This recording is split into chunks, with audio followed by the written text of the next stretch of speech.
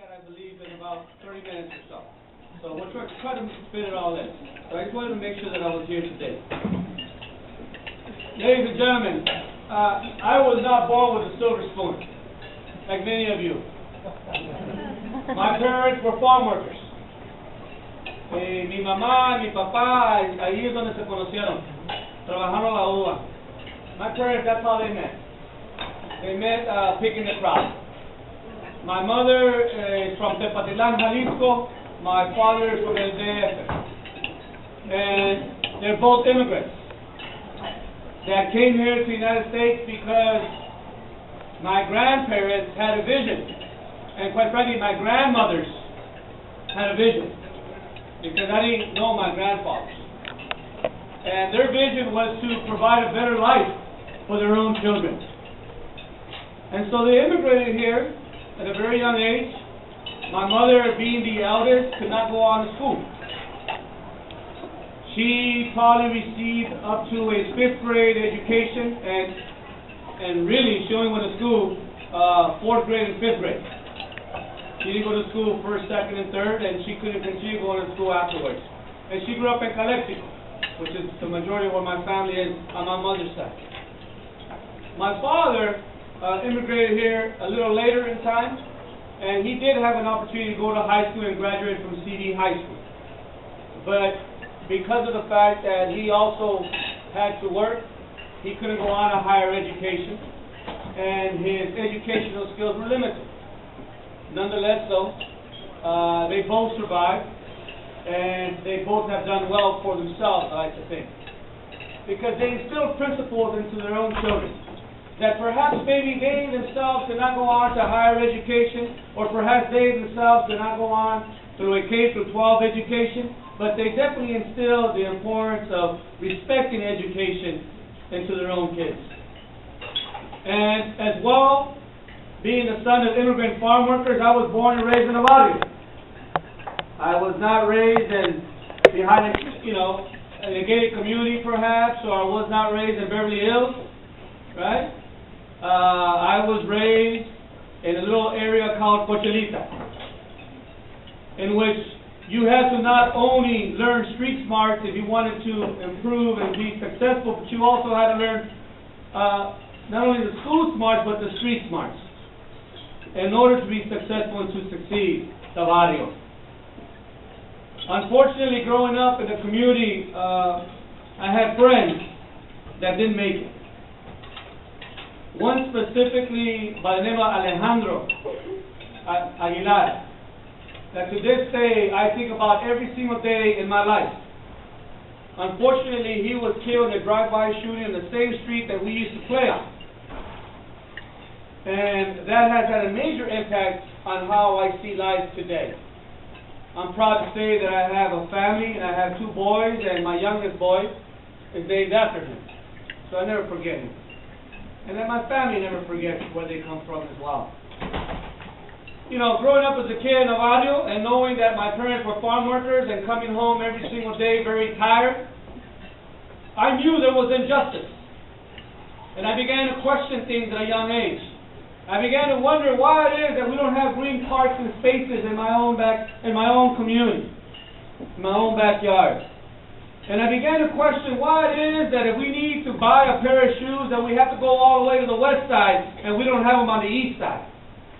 And I began to question why it was that if I had a toothache, for example, or if my brother had a stomachache, for example, that we couldn't see the doctor, or we couldn't see a dentist. We had to wait till the end of the week, and quite frankly, we had to drive to Mexicali to go see a dentist or a doctor because we didn't have the resources. So, eventually, I realized that it was my responsibility. It was my obligation, like it is yours. Like it is yours, to graduate from high school and to go on to higher education. Because there have been people before us that have paved the road for us. There have been people before us that have bled, that have sweat, that have tears, so that we can have an opportunity that perhaps they did not have. So I decided to go on to UC Riverside, in which I was an EAOP student as well. And I'm proud to say that.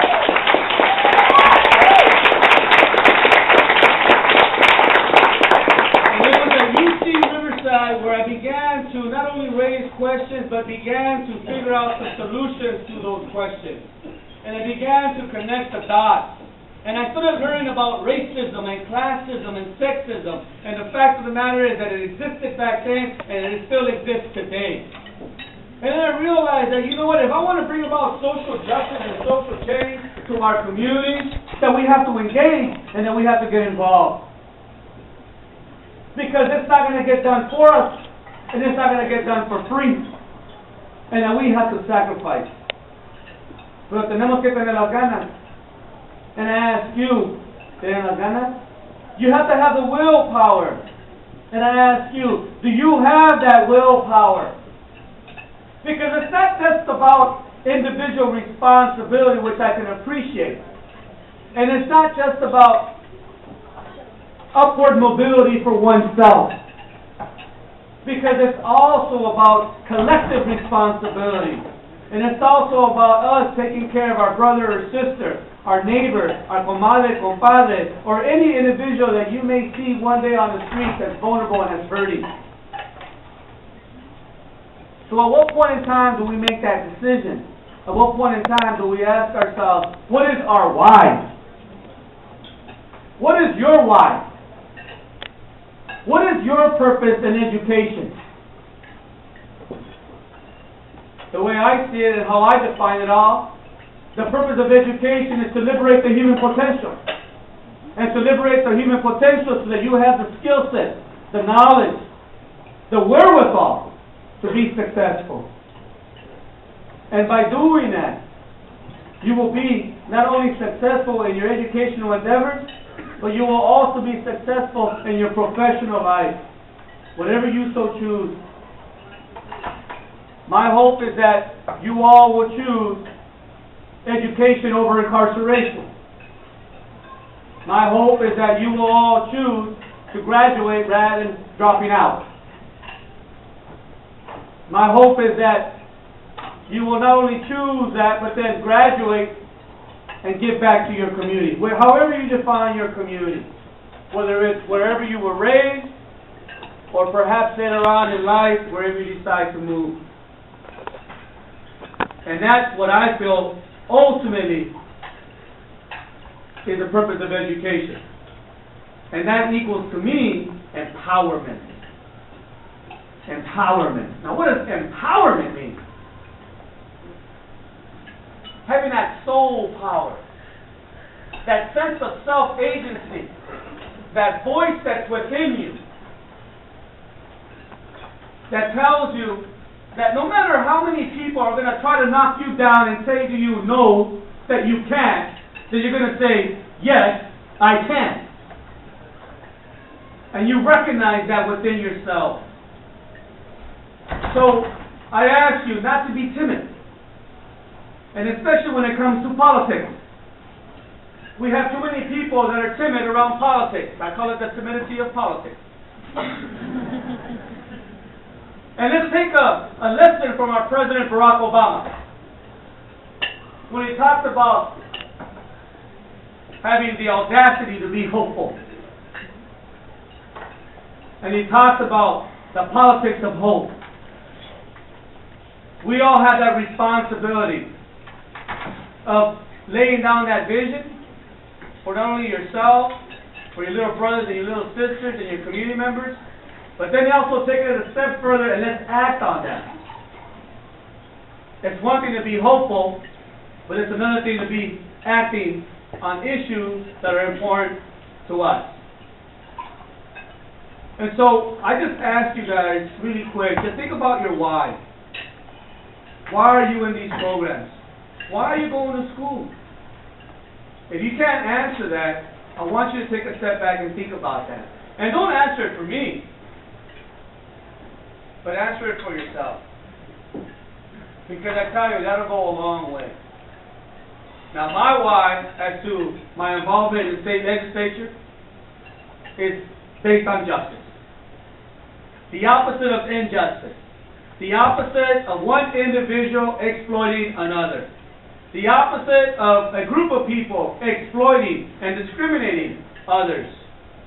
And rather than injustice, we fight for fairness, equality, equity, opportunity, access, and that's how I define justice. And who do we do that for? We do that for those that need our help. We do that for those that need our support. We do that for those that are most vulnerable. We do that for those that don't have a voice. We do that for farm workers, for example, that pick our crops every single day, but yet don't have enough to put food on their own table. We do that, for example, for those children that perhaps have parents that are working class, working poor, but that can't afford immunizations. And we have to have a program like Healthy Families so that those children are immunized. We do that for our parents, for example, that are hardworking every single day, and they don't complain. And they come back home, and perhaps they don't have the benefits that they so deserve, but they're trying to give you everything that they possibly can. We do this so that all of you have an opportunity to go on to higher education, and so that you no longer, and so that our folks no longer become a number and a statistic in which we fall prey to the incarceration system. We have too many youth going into the incarceration system, and less youth going into the higher education system. There's something wrong with that. Why do we continue to fight for social justice? We fight for social justice for the DREAM Act, for example, and for comprehensive immigration reform. I'm hoping that some of this that I'm saying to you, you can relate to. And so know that, understand your why. What is your purpose? What does it mean to you to be empowered? What are you going to do with it all afterwards? It's not just about you.